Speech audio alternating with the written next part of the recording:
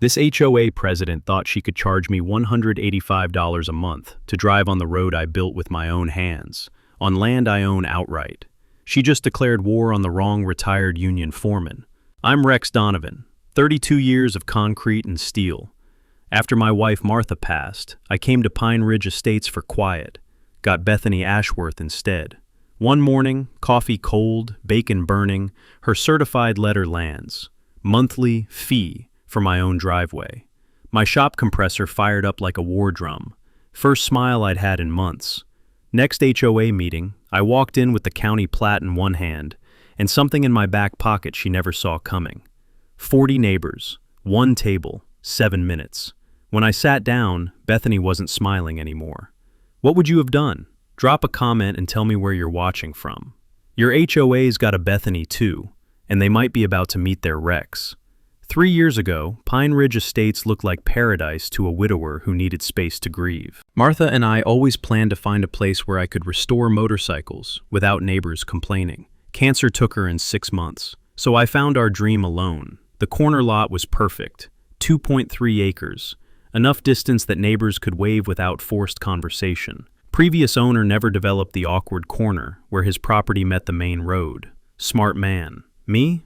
I saw opportunity. 32 years building infrastructure teaches you things.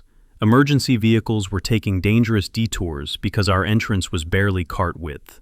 UPS trucks got stuck every time it drizzled. Winter ice turned that corner into a demolition derby. So I fixed it. Pulled proper permits, ordered gravel, rented a compactor. Spent 2 weekends building a professional road. 200 feet of engineered base with crown drainage. Crushed concrete for stability. Cost me 12 grand, but the smell of fresh gravel reminded me why I loved this work. For 3 months, I was the neighborhood hero. Eleanor brought sweet tea every afternoon, said it was the first real improvement in 20 years. Jake and Maria could finally get babysitters who didn't need GPS and prayer. Even Frank from the veterans group admired the workmanship. Then Bethany Ashworth decided my generosity needed taxation. Picture a real estate agent who irons designer jeans and detail washes her white BMW twice weekly. Blonde hair shellacked with enough product to waterproof a deck. Practiced smile for showing overpriced houses to people she secretly despised. HOA president for 2 years, she'd transformed Pine Ridge into her personal police state. Her specialty, manufacturing violations. Grass 1 inch over regulation, $50 fine. Christmas lights past January 2nd, removal notice with daily penalties. Paint colors not on her approved palette, mandatory house repaint at owner's expense. Bethany had a documented pattern Eleanor whispered about. She targeted newer residents first, especially working-class folks who might not fight back. 3 families had sold rather than endure her harassment campaigns. She collected violation fees like trophies, each one proving her authority over people she considered beneath her station. Her voice revealed everything. Sugar sweet when she wanted something, sharp as broken glass when questioned. I heard both during her call about my road project. Mr. Donovan, we simply must discuss your little construction adventure. Like a teacher scolding a child for building unauthorized sandcastles. The certified letter hit my mailbox like a legal grenade. Official HOA letterhead demanding $185 monthly for infrastructure maintenance fees on my own road. Highway robbery dressed in bureaucratic language. But here's what caught my attention. The letter was dated exactly 3 months after I'd finished construction. She'd been watching, waiting, calculating. This wasn't about legitimate fees. This was about control and showing the new guy who really ran Pine Ridge. The timing was no coincidence. Bethany had let me finish the project, let neighbors get used to the convenience, then swooped in with her demands. Classic power play. Create dependency, then charge rent. My coffee went cold reading her extortion note. Outside, my workshop compressor kicked on with its familiar diesel rumble, soundtrack to 32 years of honest work and successful union negotiations. The sound of machinery that had never backed down from a fight. For the first time since Martha's funeral, I smiled. Not because I was happy, but because I recognized the game Bethany was playing. She thought she was dealing with some old construction worker who'd caved to fancy letterhead and legal threats. What she didn't know was that I'd been carrying something in my back pocket for 3 decades. knowledge about how corrupt people hang themselves when you give them enough rope, contract disputes, crooked building inspectors, politicians who thought rules were suggestions. I'd seen them all fall when they got too greedy. Bethany just picked a fight with someone who'd spent 32 years learning exactly how bullies operate and precisely how they fall. Time to let her start tying knots. Bethany's first move came exactly 1 week after I ignored her extortion letter. She hired a surveyor, supposedly independent, but driving a truck with Ashworth Land Services painted on the door, about as subtle as bringing a brass band to a library. I watched from my workshop window as her brother-in-law Brad stumbled around my property, with equipment that looked like it survived the Civil War. The sharp tang of cutting oil mixed with morning coffee as I sharpened drill bits, but my attention was on this comedy show outside. Brad spent 3 hours with that ancient transit, taking measurements that somehow kept changing every time he squinted through the scope. Amazing how property lines become elastic when you need them to shift 6 inches. Even more amazing how a guy whose surveying experience involved finding his own mailbox suddenly became an expert on easements. The official complaint hit the county zoning office faster than gossip at a church social. Copy delivered to my mailbox, naturally. According to Brad's professional assessment, my road violated setback requirements and needed immediate removal or expensive modifications. Time for my first counterpunch. 32 years of union negotiations taught me something most folks never learn. Every property transaction and legal document becomes public record when filed. Back in '92, I'd used this trick when a crooked contractor tried shortchanging our pension fund. The key isn't knowing records exist, it's knowing which questions unlock the right filing cabinets. I drove to the courthouse that afternoon with coffee and reading glasses, ready to dig. The musty smell of old paper hung in the air like incense in a neglected church. 4 hours later, I emerged with pure gold. Original plat maps from 1987 showing precise boundaries. Survey records from every property transaction in Pine Ridge. And the crown jewel, documentation proving our HOA's landscaping had been trespassing on my property for 15 years. Those expensive roses were basically squatters with good publicity. But the real treasure was Brad's credentials, or lack thereof. Ashworth Land Services was registered in the neighboring county, where Brad held 0 surveying licenses. The man was about as qualified to determine boundaries as my golden retriever was to perform tax audits. The next HOA meeting drew a crowd bigger than Friday night football. Word travels fast in suburbia, especially when the new guy challenges the queen bee. The community center reeked of burnt coffee and nervous energy as residents filed in. I arrived with my evidence folder and claimed a front row seat. Bethany called the meeting to order with her practiced smile, but her hands trembled like autumn leaves as she shuffled papers. "We're not discussing property disputes tonight," she announced before I could speak, voice pitched higher than usual. "Fine by me," I replied, standing slowly. "But neighbors deserve to know your landscaping has been illegally camping on my property for 15 years.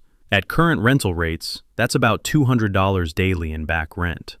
Dead silence. You could have heard a pin drop on carpet. "You're being deliberately obstructionist, Mr. Donovan," Bethany hissed, her sugar-sweet mask slipping. "Ma'am, I'm being deliberately factual. There's a world of difference."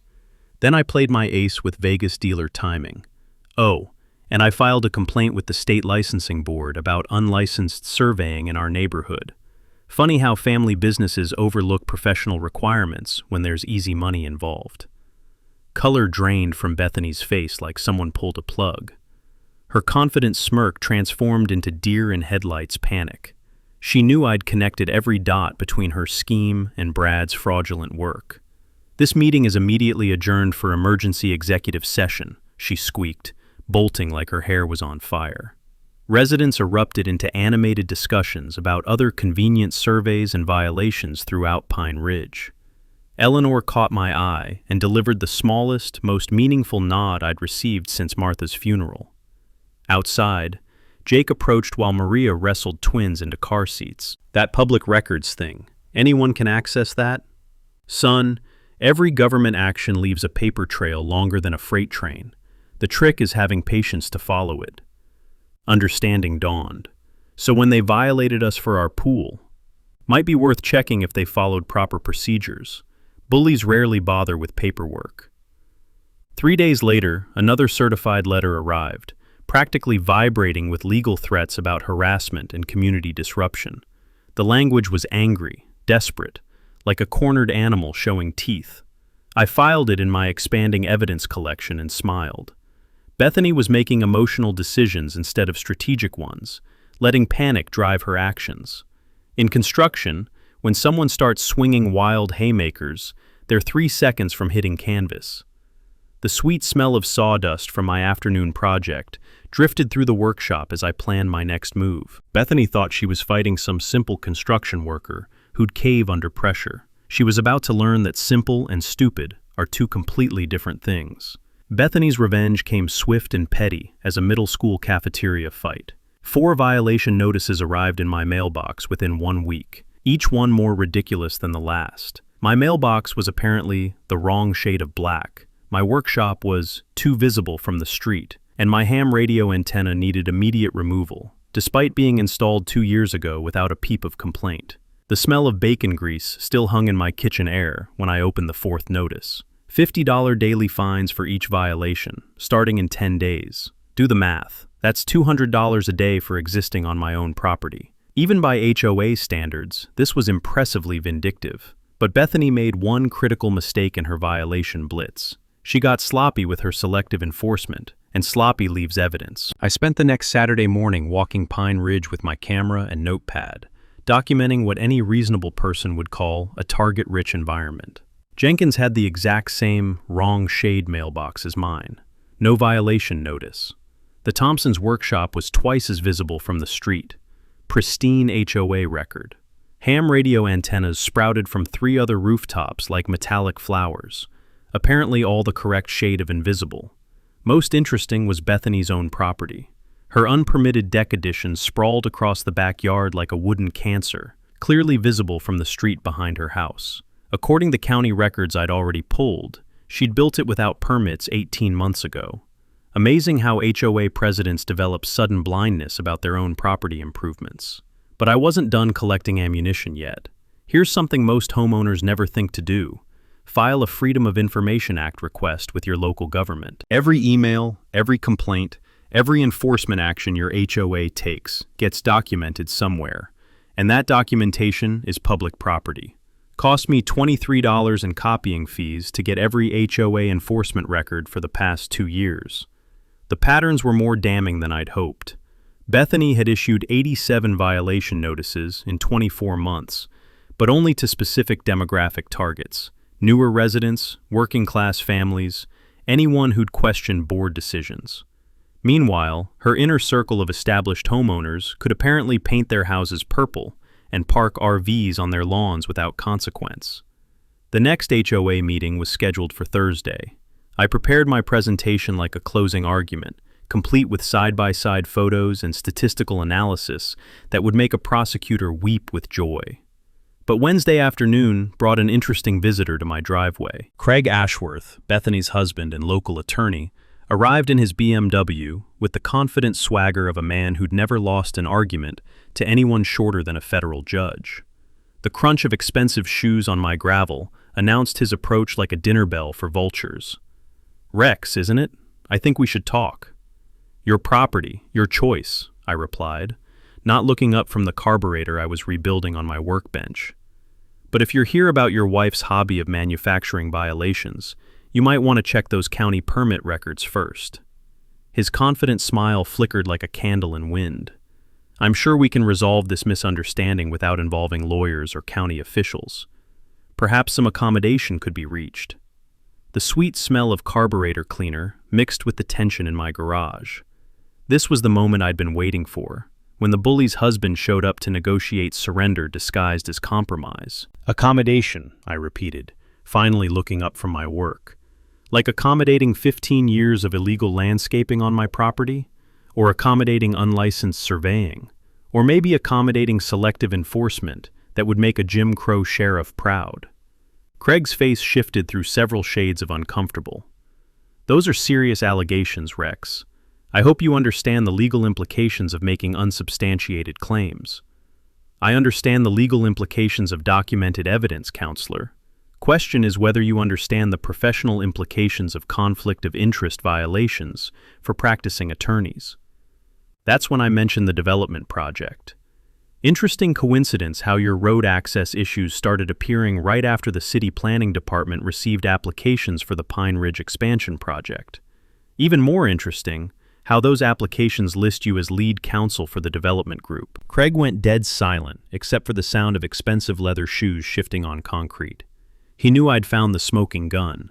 His wife's harassment campaign wasn't about HOA rules. It was about clearing obstacles for a multi-million-dollar development deal that required vehicle access through my corner property. "I think this conversation is over," he said quietly. "I think it's just getting started," I replied. "See you Thursday night." After he left, I sat in my garage listening to the evening crickets and planning my next move. The smell of motor oil and possibility filled the air like perfume. Bethany and Craig thought they were fighting some old construction worker who'd fold under legal pressure and financial harassment. They were about to discover that 32 years of union organizing had taught me exactly how to handle corrupt officials who confuse authority with immunity. Time to show them the difference. Thursday's HOA meeting felt like a heavyweight boxing match, complete with cornermen and spectators placing bets. Bethany arrived fashionably late with her attorney, not Craig this time, but his law firm partner, a sharp-dressed woman who looked like she'd eaten nails for breakfast and enjoyed the crunch. The community center was packed tighter than a rush-hour subway car. Word had spread through Pine Ridge's gossip network that tonight would determine whether the neighborhood queen bee kept her throne or got dethroned by the new construction guy. The air smelled like burnt coffee and nervous anticipation.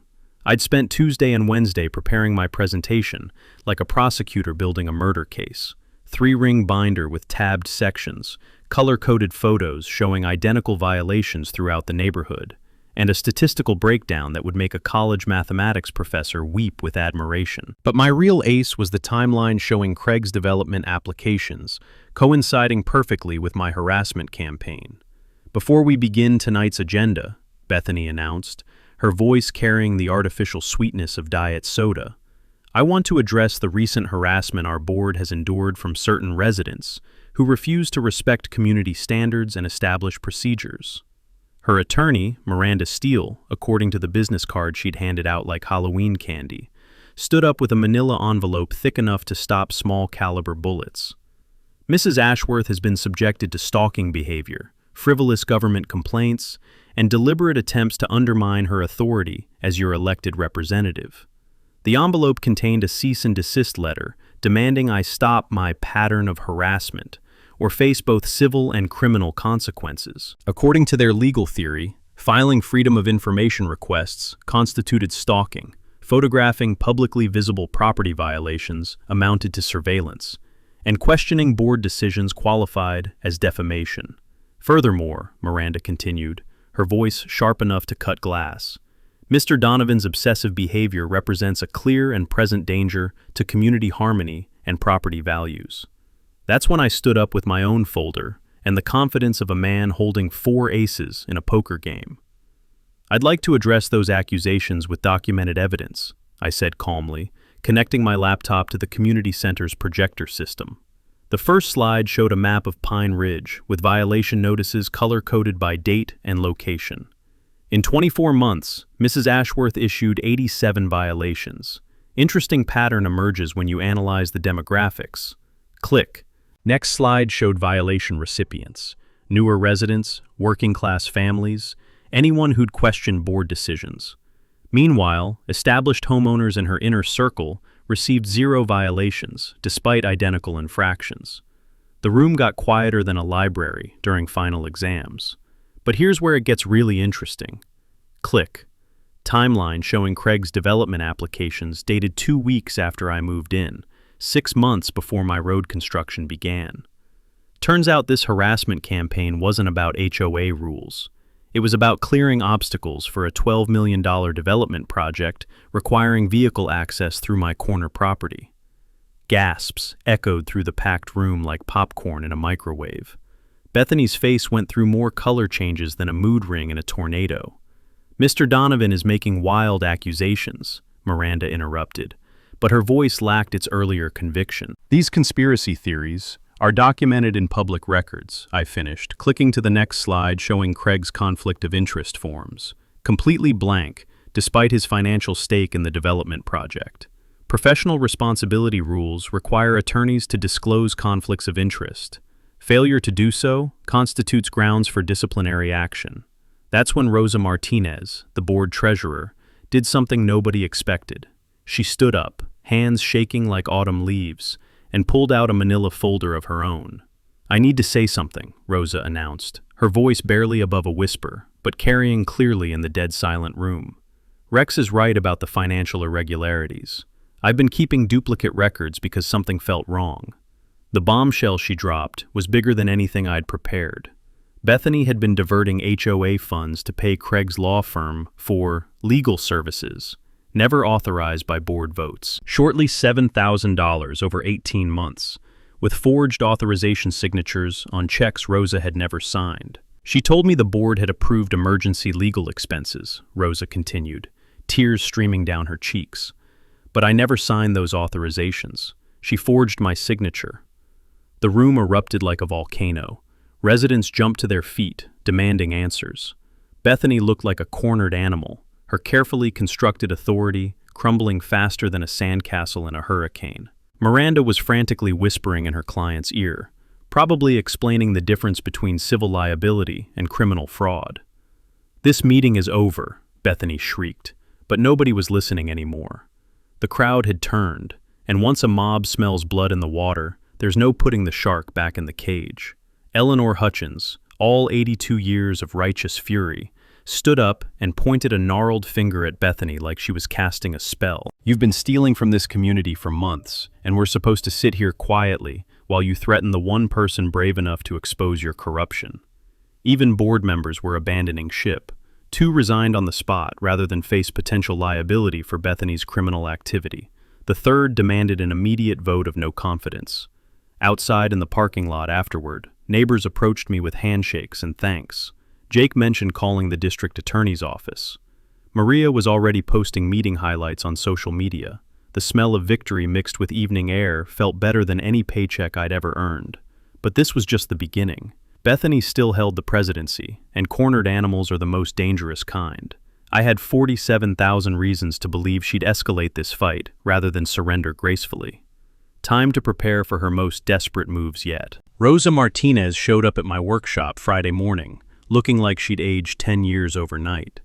Her hands shook as she clutched a plastic grocery bag stuffed with documents, and the smell of strong coffee couldn't mask the fear radiating from every nervous gesture.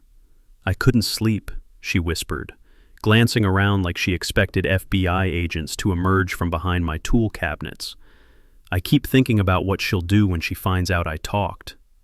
I poured her coffee and waited. Scared people need time to find their courage, and rushing them only makes things worse. "There's more," Rosa finally said, dumping the bag's contents onto my workbench. "Much more than what I showed at the meeting."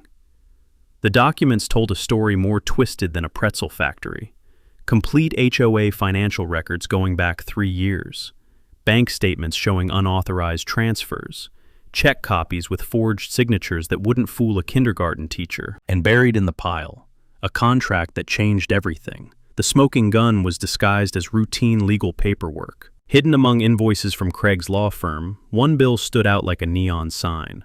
$25,000 for easement consultation services, dated 2 weeks after I'd moved to Pine Ridge, 6 months before I'd built my road. "What's easement consultation?" Rosa asked. My blood pressure spiked as I read the service description. The consultation involved my specific property corner, complete with GPS coordinates. They'd been planning to claim my land from the moment I'd signed mortgage papers. Attached was a detailed legal memorandum outlining their strategy. Manufacture enough violations to force me out, then claim abandoned easement rights over my corner. Standard legal doctrine. If property appears unused, municipalities can claim it for public benefit.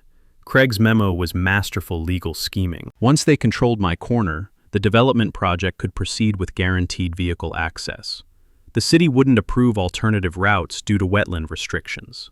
My property was the keystone, holding up a $12 million development deal.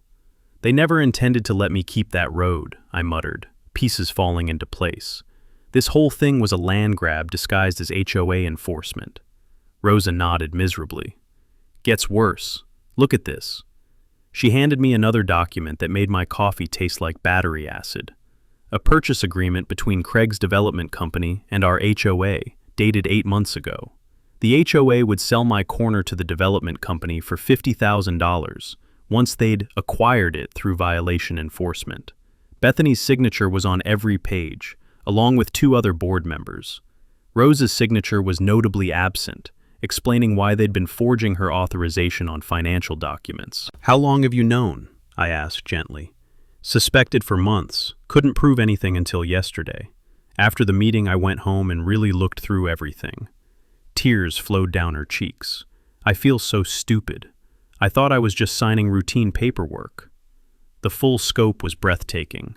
They'd identified the one property that could make or break their development deal, then systematically harassed the owner while stealing HOA funds to pay legal fees. When violations didn't work fast enough, they'd escalated to fraudulent surveys and manufactured emergencies. But their plan had a fatal flaw. They documented everything. Craig's meticulous record-keeping had built a prosecutor's case against his own wife. "Rosa," I said slowly, "do you understand what you're holding?" She looked at the scattered documents. Evidence of embezzlement? Evidence of conspiracy, fraud, embezzlement, and attempted theft through legal manipulation. This isn't small-time HOA corruption. This is organized criminal activity that could put people in federal prison. Color drained from her face. What do we do now? I listened to familiar workshop sounds, air compressor cycling, birds chirping, suburban life continuing normally while we sat surrounded by documents that could destroy several lives. "Now we give them a chance to do the right thing," I said finally.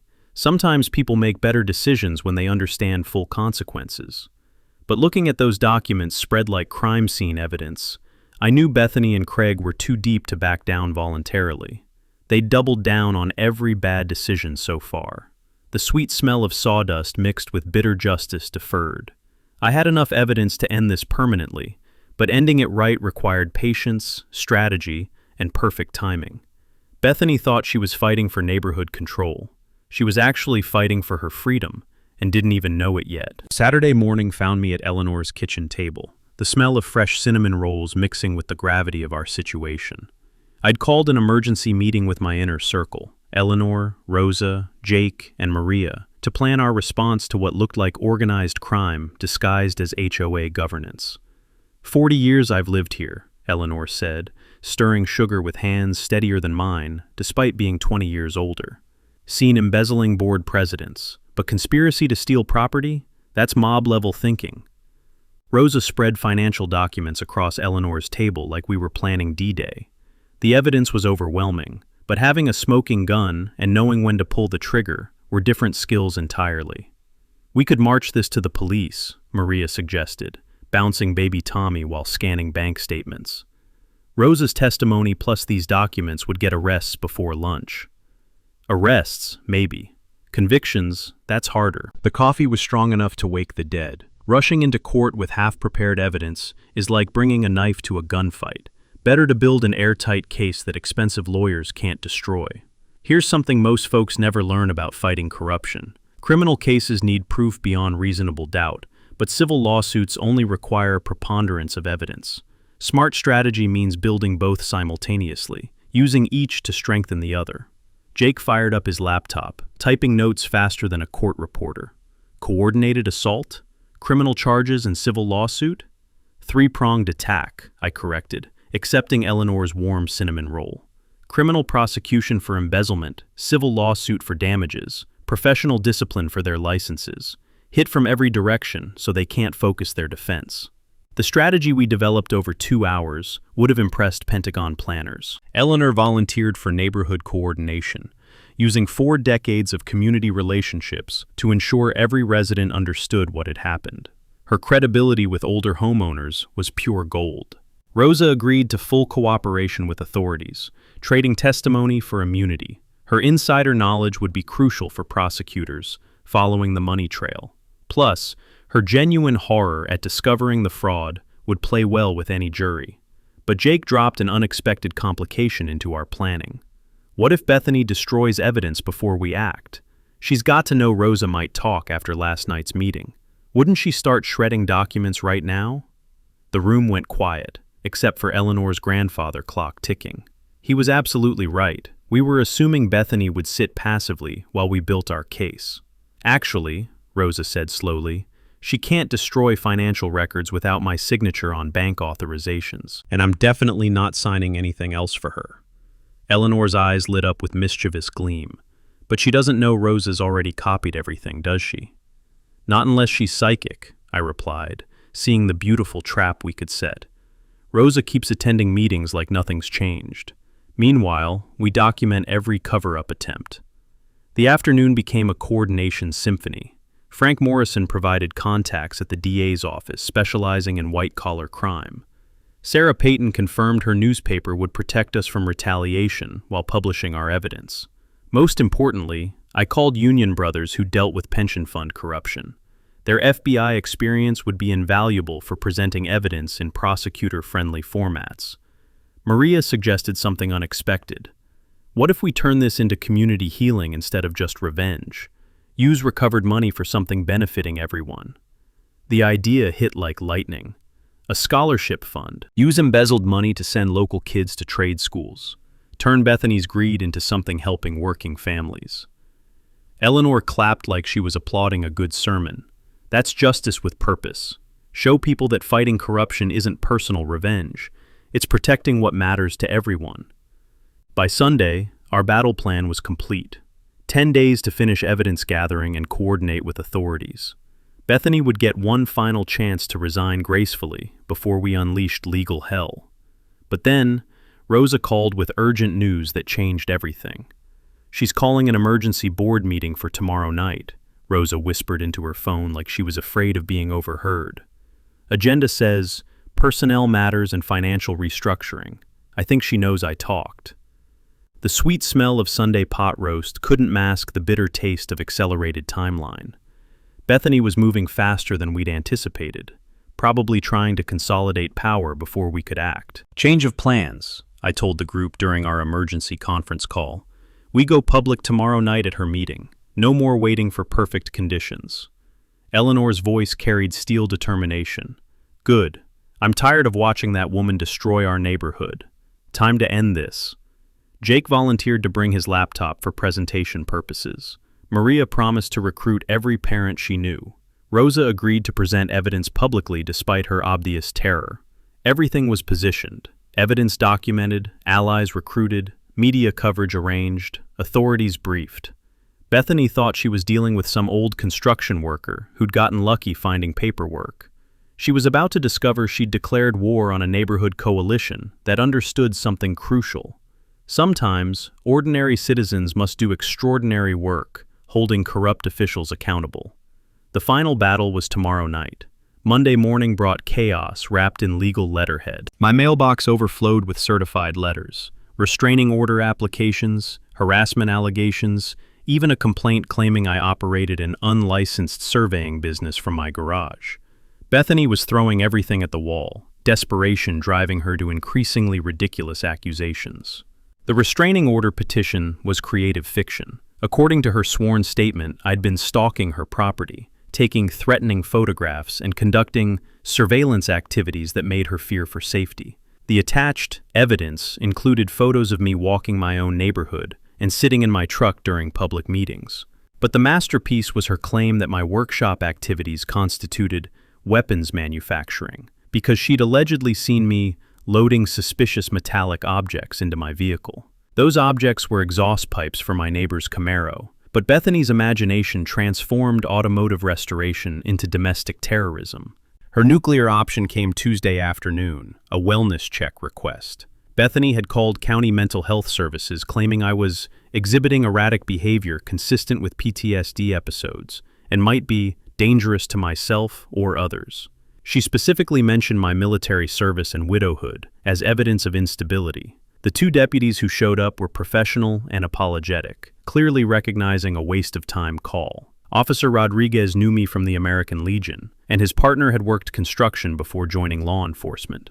They understood the difference between a man working in his garage and a public safety threat. "Mind if we look around?"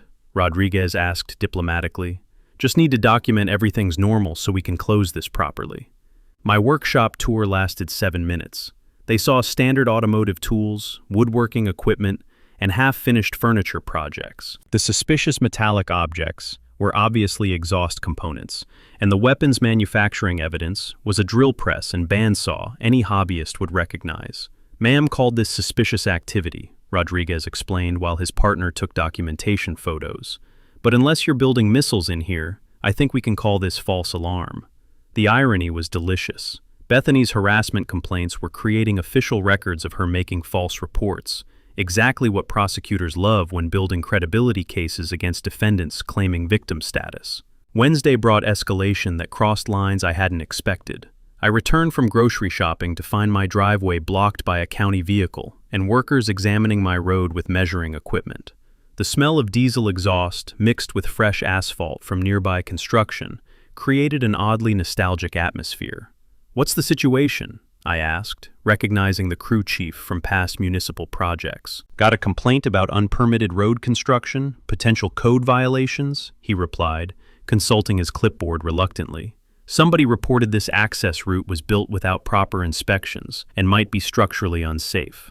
The complaint was signed by Bethany in her capacity as concerned neighborhood representative, complete with allegations that my road posed immediate danger to emergency vehicles and violated safety standards. She'd included engineering concerns about drainage and load-bearing capacity that sounded impressive until you realized she couldn't tell concrete from asphalt. But Bethany's desperation revealed complete ignorance of municipal systems. My road was built with proper permits, inspected during construction, and approved by the same department now investigating her complaint. County records proved compliance with every regulation she claimed I'd violated. "This is embarrassing," the supervisor muttered after reviewing my permit documentation. "Whoever filed this either doesn't understand construction regulations or deliberately wasted our time with false allegations." The crew packed up after 20 minutes, leaving me with official documentation that my road exceeded county standards. More importantly, their report would record another example of Bethany filing frivolous complaints. Thursday's mail brought the masterpiece, a letter from the state attorney general's office, informing me someone had filed a complaint alleging I operated an unlicensed private investigation service because of my public records research. The complaint suggested I was illegally gathering information about neighbors for unknown commercial purposes. The letter was pure bureaucratic courtesy, explaining that preliminary investigation found no supporting evidence, but they were required to notify me. Between the lines, whoever reviewed it understood the complaint was frivolous harassment disguised as civic concern. By Thursday evening, Bethany had filed 7 separate complaints with 6 different agencies, each more desperate than the last. She was creating a paper trail of false reports that would make any prosecutor's job easier, while destroying her credibility with every agency that might have taken her seriously. The sweet smell of evening barbecue drifted across my backyard as I organized the growing collection of official responses to her harassment campaign. Every false report, every frivolous complaint, every attempt to weaponize government agencies was documented and ready for tomorrow's presentation. But Rosa called with urgent news that changed our timeline. "Emergency board meeting moved to tonight," she whispered, like she feared being overheard. "Bethany's trying to vote through some kind of financial restructuring before tomorrow's scheduled meeting." The bitter taste of accelerated warfare filled my mouth. Bethany was moving faster than anticipated, probably trying to legitimize her theft before we could expose it publicly. "Time to go nuclear," I told Rosa. "Bring everything to tonight's meeting." Bethany thought she was overwhelming me with bureaucratic warfare, forcing me to spend time defending against manufactured allegations. What she'd actually done was build an airtight case proving her pattern of harassment and abuse of official processes. Tonight's meeting was going to be more educational than she'd planned. The emergency board meeting Thursday night felt like walking into an ambush. Bethany had scheduled it with 4 hours' notice, hoping to ram through financial restructuring before opposition could organize. But Eleanor's communication network moved faster than wildfire, and by 7 p.m., the community center was packed with more residents than had attended meetings in 5 years. The smell of fresh coffee mixed with nervous energy As confused neighbors clutched copies of financial documents Rosa had quietly distributed that afternoon. "Tonight's agenda is limited to essential financial matters," Bethany announced, her voice carrying artificial authority. "We need emergency budget adjustments and legal expense authorization for defending against frivolous harassment claims." The emergency adjustments were breathtaking in audacity. $20,000 more for legal fees, bringing Craig's billing to a round total that would be harder to track. The harassment fund would give her blank check authority to hire investigators for dealing with disruptive residents. But when she called for the vote, Rosa stood up with trembling hands. "I move to table this agenda and address the elephant in the room. Before authorizing more spending, residents deserve to know where their previous fees actually went." Bethany's face went through more color changes than a mood ring in a tornado. "This meeting is limited to specific agenda items. $47,000 in unauthorized legal expenses isn't a personal complaint," Rosa interrupted, voice growing stronger. "It's embezzlement, and everyone deserves to know their money was stolen to fund conspiracy against Rex Donovan's property." The room exploded like a shaken soda bottle. Residents who'd quietly grumbled about HOA overreach suddenly understood they'd been victims of organized crime, disguised as neighborhood governance. "Order! Order!" Bethany shouted, banging her gavel like driving tent stakes. "These are unsubstantiated allegations." That's when I stood up with my evidence folder and the confidence of a man holding 4 aces. "Mrs. Ashworth, before this goes further, you should know the district attorney's office has been briefed about your financial irregularities, and the FBI's white-collar crime unit is reviewing conspiracy evidence." Dead silence except for fluorescent lights humming and nervous pen clicking. "Furthermore, your false reports to law enforcement this week have been documented as evidence of witness intimidation and abuse of official processes." Bethany looked slapped with a wet fish. Her authority evaporated, replaced by desperate panic of a cornered animal realizing the trap had sprung. But her final move revealed everything. "This is lies and harassment," she shrieked, abandoning professional pretense. "Rex Donovan is a mentally unstable veteran stalking my family. He's dangerous and obsessed." "And he's got you dead to rights," Eleanor interrupted, with steel that could cut glass. 40 years I've watched you people thinking you can treat working folks like servants. Congratulations, honey. You picked a fight with the wrong working man." The crowd shifted like a breaking storm. Bethany's attack on my service crossed a line even her supporters couldn't defend. Angry murmurs rippled as neutral residents picked sides decisively. Jake connected his laptop to the projector without permission. "Since we're all here, might as well see where our fees went." The financial presentation was devastatingly simple. Slide after slide showing unauthorized transfers, forged signatures, legal bills contradicting HOA interests. The timeline connecting Craig's development project to my harassment was particularly effective. Even legal novices understood the obvious conspiracy pattern. Then came the twist nobody saw coming. "Motion to remove Bethany Ashworth as president," called Mrs. Patterson from the back. "Second," from 6 voices simultaneously.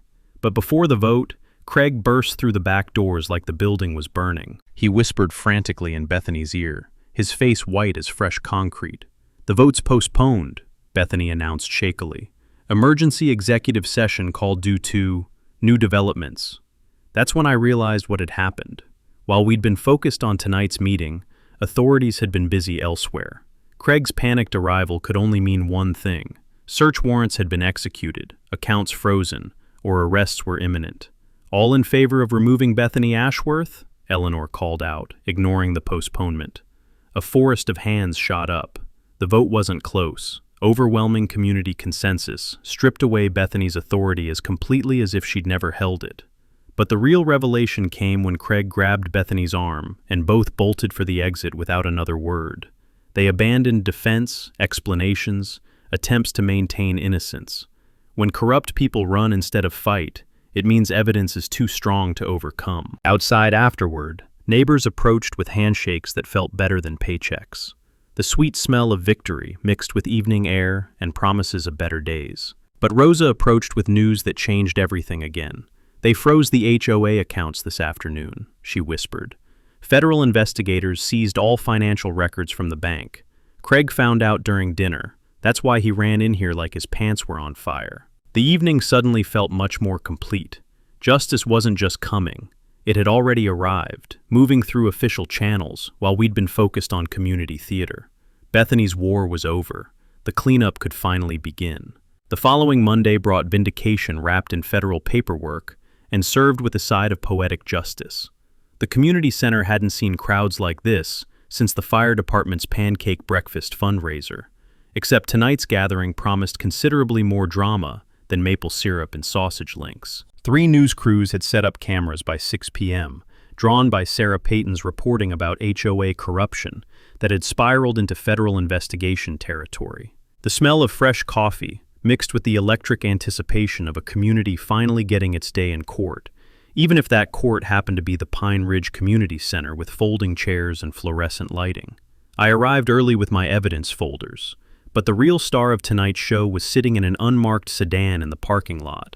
Detective Martinez, from the district attorney's white-collar crime unit, had agreed to attend as an observer, which, in law enforcement speak, meant he was here to watch Bethany dig her own grave deeper if she decided to keep talking. But the evening's first surprise came when Bethany actually showed up. Most people facing federal embezzlement charges would have hired a lawyer and invoked their Fifth Amendment rights against self-incrimination, not our former HOA president. She marched into that community center like she was attending her own coronation, dragging Craig behind her with the determination of someone who'd convinced herself that aggressive denial could overcome documented evidence. "Ladies and gentlemen," she announced before the meeting was even called to order, "I'm here tonight to address the malicious lies being spread about my service to this community by a disgruntled veteran who's been harassing my family for months." The packed room went dead quiet, except for camera shutters clicking and the subtle whir of recording equipment. Even Eleanor looked impressed by the sheer audacity of someone doubling down on a losing hand when federal investigators were taking notes.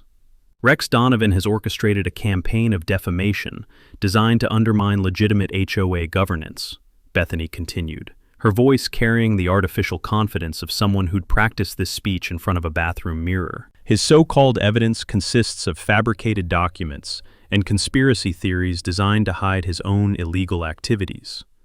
That's when I stood up with the timeline poster Jake had prepared, feeling like a prosecutor about to deliver a closing argument to the most important jury of my life.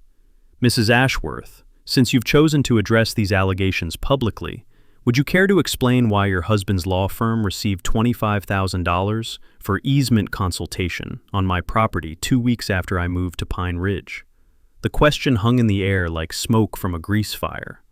Bethany's confident expression flickered for just a moment before she recovered with the skill of a practiced liar. "Legal consultations are privileged information. I'm not required to discuss legitimate business. How about the purchase agreement between Craig's development company and our HOA for $50,000 to buy my corner property, once you'd stolen it through manufactured violations?" I interrupted, unfolding the contract Rosa had discovered.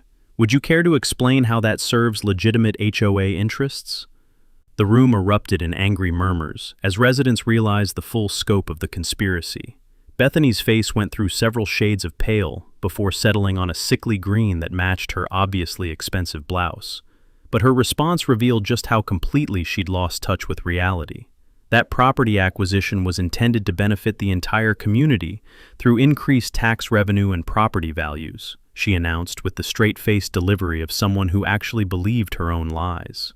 Sometimes, leadership requires making difficult decisions that short-sighted residents can't understand. Detective Martinez sat up straighter in his folding chair, probably amazed that someone was confessing to conspiracy charges in front of 3 news cameras and 50 witnesses.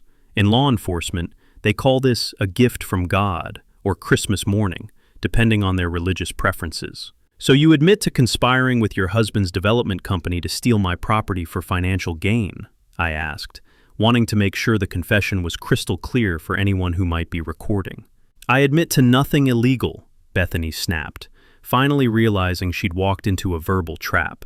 "Everything we did was within our authority as elected HOA representatives, acting in the community's best interests." That's when Eleanor stood up with the righteous fury of someone who'd watched enough injustice to last several lifetimes. Bethany Ashworth, in 40 years of living in this neighborhood, I've never seen anyone twist community service into personal profit the way you have, she declared, her voice carrying clearly to the back row without any microphone assistance. You've stolen from families, lied to neighbors, and tried to destroy a good man's reputation to cover up your own crimes. That's not leadership, that's corruption, pure and simple.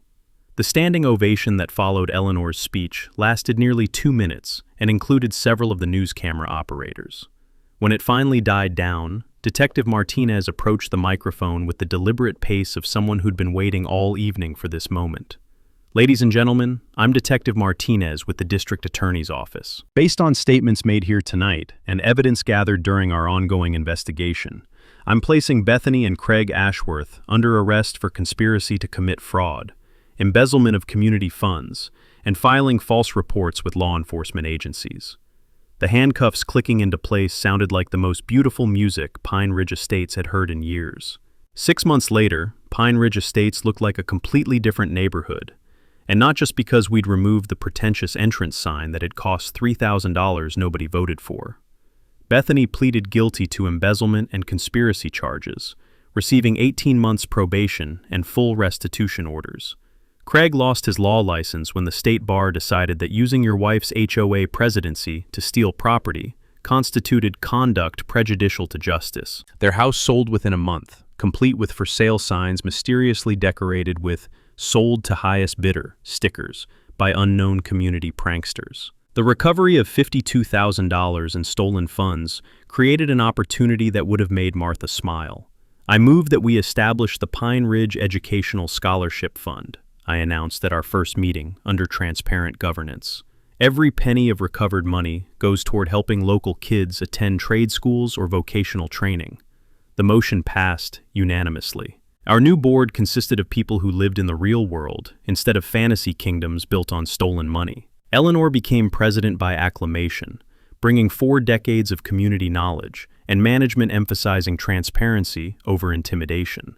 Rosa stayed as treasurer, but now financial reports were distributed monthly instead of hidden like state secrets. Jake and Maria joined as representatives for younger families, ensuring decisions considered people who actually lived with consequences. The scholarship program's first recipient was Maria's nephew, Danny, who'd been working construction summers to save for HVAC training. The second went to Eleanor's granddaughter for automotive technology school. By year's end, we'd helped 8 local students start careers that would support families for decades. But the real transformation was harder to measure. Neighbors who hadn't spoken in years started having conversations across fence lines. The community garden became an actual community project, where families shared vegetables and gossip equally. Property values increased 12%, not because of intimidation, but because people wanted to live somewhere governed by common sense instead of petty tyranny. My healing happened gradually, like a house settling into foundation. The workshop that had been my refuge became a teaching space where neighbors learned automotive maintenance and woodworking. Saturday mornings found my garage filled with residents learning to change oil, replace brake pads, or build furniture that would outlast big box store purchases. The road I'd built became Pine Ridge's official emergency access route, complete with county recognition and proper signage. Every time I drove those 200 feet of gravel, I remembered why I'd loved construction, building something useful that would outlast its builder.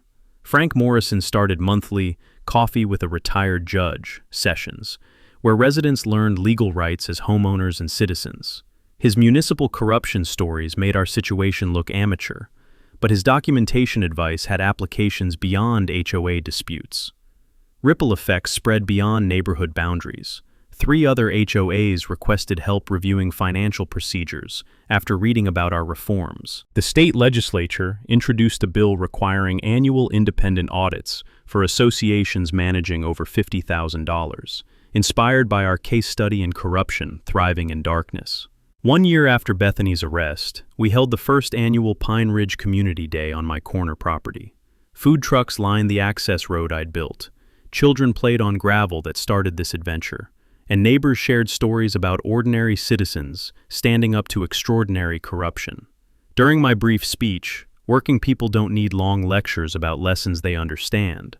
I mentioned something Martha would have appreciated.